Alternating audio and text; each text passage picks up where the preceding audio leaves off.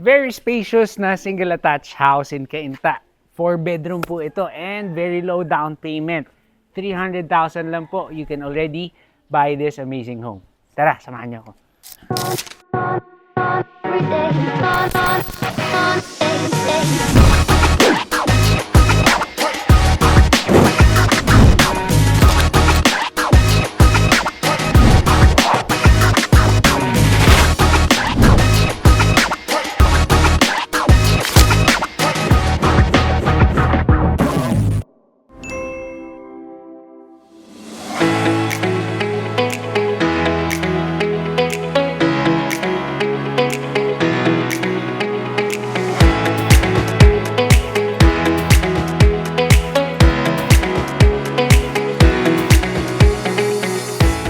We're inside Village East Executive Village in Cainta, Rizal, and this house stands on a 102 square meter lot area with a floor area of 250 more or less. So na-maximize po yung 3 floors na bahay. So napakaluwag. We have 2-car garage. Ayan, partially covered po siya.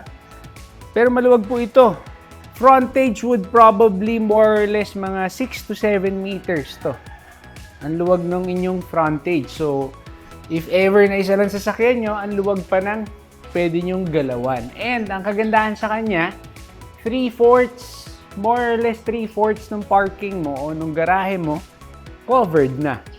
And, ang isang magiging tanong nyo, bumabaha dyan sa Village East. There are parts. Pero itong part po na to, hindi po ito binabaha. Pero elevated pa rin. In-elevate pa rin yung bahay kahit hindi po bumabaha sa part na to. Rule of thumb po when it comes to Village East, paglampas nyo po ng simbahan, dun po majority kasi ng baha.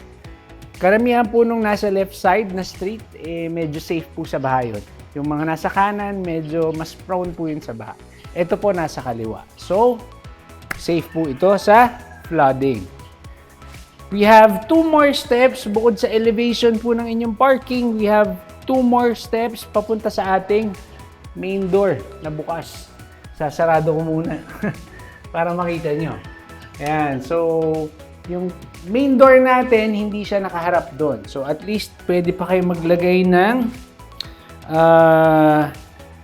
yung mga shoe rack nyo or shoe cabinet dito. Or actually, pwede rin dito. Tapos meron yung parang maliit na silya dito. Parang sa mga Japanese house. Before going in, nagpapalit na kayo ng mga shoes nyo into slippers para hindi pumapasok yung dumi sa loob. Yan. Welcome to our 4-bedroom home. Pagpasok po natin, this is our receiving area slash living room area. Maluwag po ito kasi isang diretso po siya. So, interconnected na ng ating living area. This is our dining area. Pwede rin dun dining, sa totoo lang. Maluwag siya. So, you have multiple options. But if you want to maximize everything and mapaganda nyo pa rin, kasi very basic yung finishes natin, pwede kayo mag-consult ng interior design. Pero maluwag. Kung sa floor area, masisihan po kayo dito. Diba? Pwede dun receiving. Actually, pwede palang sala dito. Dito yung inyong couch. Dito yung inyong TV. O, diba? Tapos maglagay na lang po kayo ng ano dito. Na countertop. O, diba? Meron pa kayong breakfast nook dito. Or pwede rin kayo maglagay ng center island dito. Tapos, ito yung gawin nyo pong dining area. Ang daming idea agad eh. Ang ganda po kasi kapag open type yung layout, madali siyang gawa ng mga designs. Mas, alam mo yun, marami kasing pwedeng, kumbaga iba-ibang style. And then, you have a sliding glass door papunta sa inyong service area. Pero bago tayo pumunta doon, pumunta muna tayo sa ating proper kitchen. For our proper kitchen, you have cabinetries overhead and then under your sink and faucet. You have a double sink and faucet na matte black. The rest are white. Although yung mga handles nyo rin black. So maganda po, black, white, and then of course there's a touch of wood. So pag ganun siya, which you can also maximize, nabanggit ko nga kanina, pwede kayo maglagay ng center island dito. The refrigerator would probably be here. Oh, malaking ref din to. Oh, diba? Ang ganda nito. And ang kagandahan dito talaga, maluwag po. So kahit malaking pamilya po kayo, a family of 6, 8, 10, kasya po kayo dito. Coming from the kitchen, you have a sliding glass door going to your service area. For the service area, this is big. This is 2 meters by probably 5 meters. Oh, mga ganun, 5 meters. Although partially covered lang siya, yung kalahati meron, yung kalahati wala. Pero ito na yung pinaka-laundry area nyo. You can also have a dirty kitchen. Kung gusto nyo pa maglagay ng service kitchen dito, pwede rin. Pero dito yung laundry natin. And then, pag nagpalit kami ni BJ, napakaluwag pa po nito. Pwede pa nga kayong pwede kayong gumawa ng storage room dito. Or, kailangan nyo po ng staff room or para sa inyong mga yaya, sa inyong mga angels, pwede pa po kayo magawa ng structure dito. Or, although medyo smaller yung bedroom ng inyong magiging staff area, pero may sarili naman, may toilet and bath naman dito sa babae. So, nasa sa inyo na po, ideas lang yun sa amin. Pero syempre, if you really want a very, very nice interior, better to consult interior designers. Coming from our dining and our living area, bago tayo umakyat, check po muna natin, meron po tayong powder room na can also accommodate a little bit of shower kung kailangan ng staff nyo ng parang liguan. Sasara lang natin to. We have a toilet dito or tinatawag natin powder room. So kulang nyo na lang would be the mirror, pero you have the sink and faucet, you have the water closet, the bidet. You don't have a shower here kasi it's not supposed to have a shower, pero kung kailangan nyo, lagay na lang ng tabo-tabo na lang muna if kailangan lang naman. Pero kung wala naman kayong staff or yaya, pwede nang ganito para at least hindi rin sobrang basa ng inyong powder room. Now, let's head into the second floor.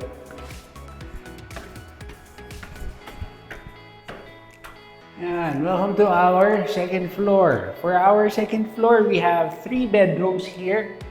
So, ito yung first bedroom natin. Yan. So dito, the size would be around 3 by 4 meters. More or less, mga 12 square meters po ito. You have pin lights, pero wala ka pa ng middle na lighting, decorative lighting. Nasa sa inyo na po kung ano yung lalagay nyo. But you have a built-in closet here. So most likely, this is for your kids. So maluwag po siya kung kids room. 1, 2, even teenagers. Maluwag to. So pwede siyang pandalawa talaga. And then, meron po itong katabing isa pang kwarto. And then you have a common or shared toilet and bath. So, for the second bedroom, halos kapareho lang siya nito. So, medyo mirror image lang siya nung kabila, no? First bedroom natin. So, ayan. Pero ang pinakamagandang part dito, maluwag kasi siya. So, kasya po kahit 2 double deck eh. Oh, totoo dito, double bed. There's another double bed here. You can also put a queen size bed. Kung kailangan niya ng queen size, you can put a queen size bed here. So, nasa sa inyo na po yun. And then you already have a laminated marine plywood na closet dito.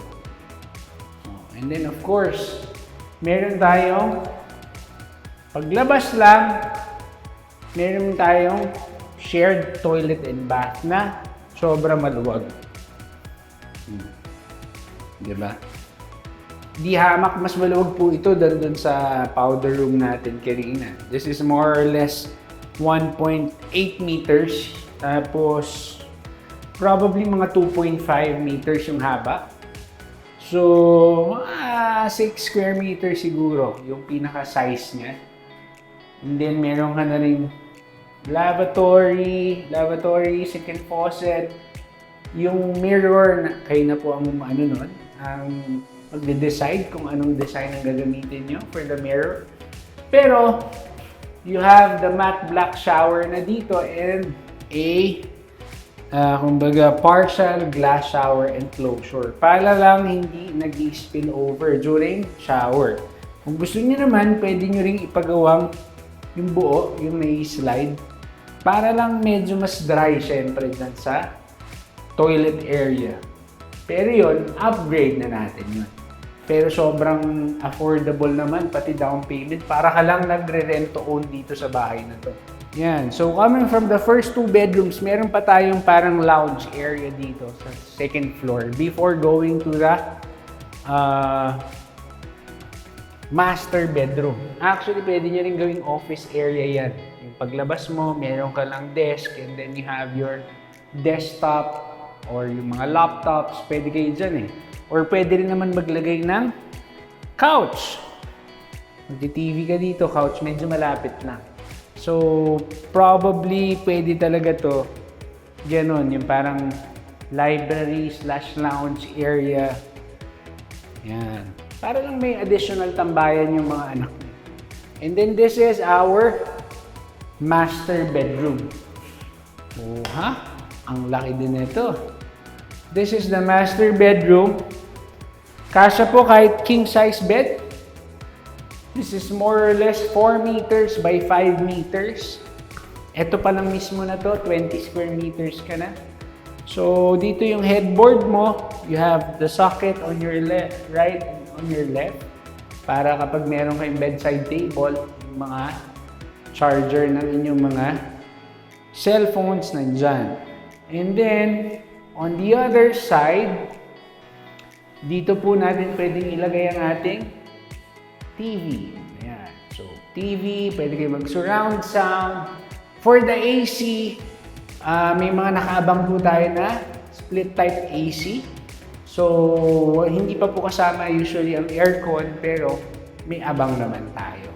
Coming from our master bedroom, meron po tayong walk-in closet. Ayan. Meron siyang sliding door.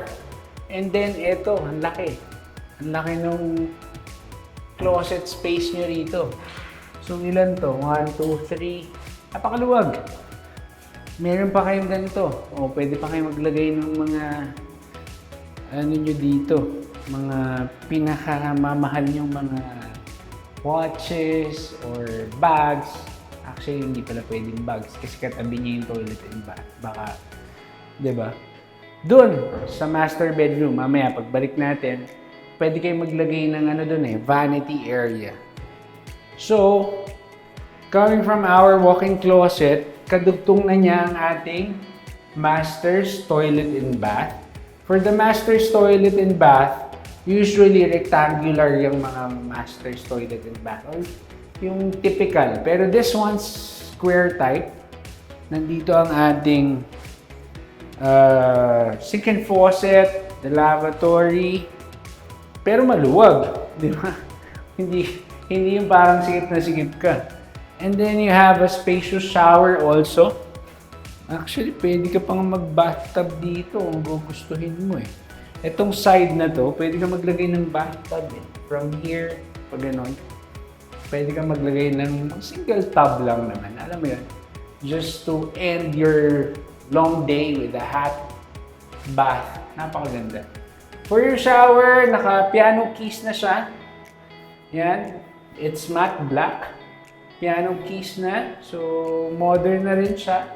And then you have the glass shower enclosure or semi-enclosure siya kasi hindi naman sa buo. Okay? Before going into the balcony of the master's bedroom, dito pwede tayo maglagay ng vanity area.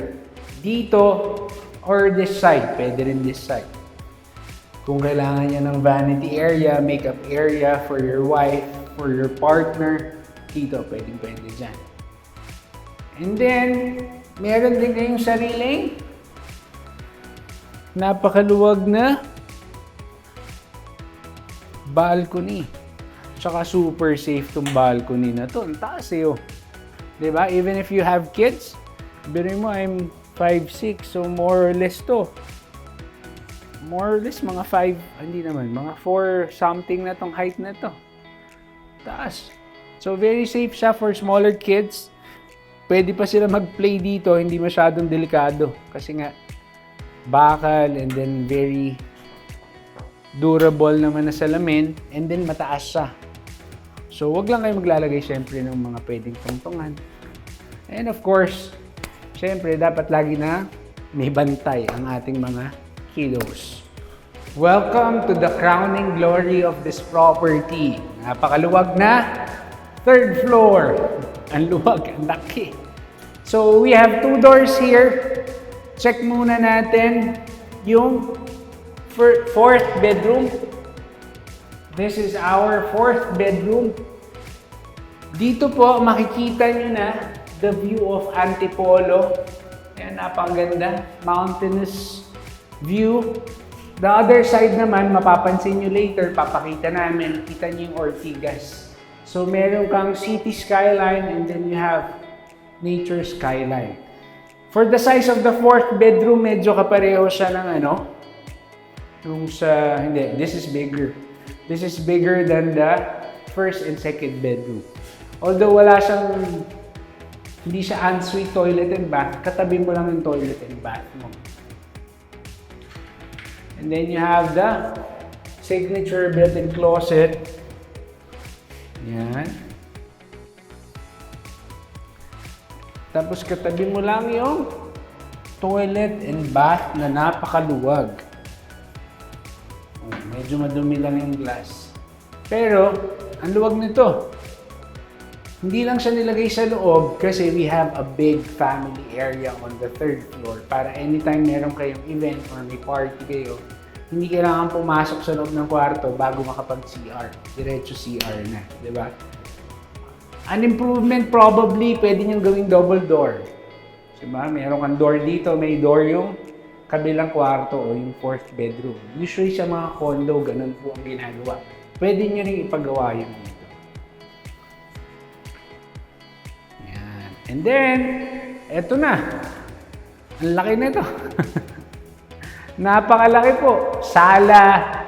Ano pa ba? Ang dami nito. Ang daming pwedeng gawin. Hindi ko na maisip kung ano. Pwede ka maglagay ng projector. You can put up siguro kahit mga 100-inch na yung movie style dito. Or kung ano man gusto nyo gawin dito. Kung may mga smaller kids kayo, this can be a big play area for them. Napakaluwag niya. Pwede mo pa nga siyang dagdagan ng isa pang kwarto kung gusto nyo lang. Diba? And then, bukod sa indoor family area, meron pa tayong outdoor. Oh, may manok pa. So, this is our outdoor balcony, which is super big. 2.5 meters by 5 meters. Napakaluwag nito. Diba? Para lang kung gusto nyo mag-host ng party, kung gusto nyo mag-barbecue dito, pwede, diba? Nasa loob sila, nag-barbecue ka dito, pwede ka rin maglagay ng smoker. Nasa taas ka naman so, diba? And then, kita mo na yun, Ortigas skyline, that's Union Bank Tower, Jollibee yung kasunod nun. Kita mo dito. And then, napakaluwag pa ng area natin dito. So, kung mahilig kayo mag-workout, pwede nyo rin gawing workout area to. Open air. Lagyan mo lang ng tawag dito, bubong or yung canopy para at least hindi lagi nababasa yung mga equipments mo. So,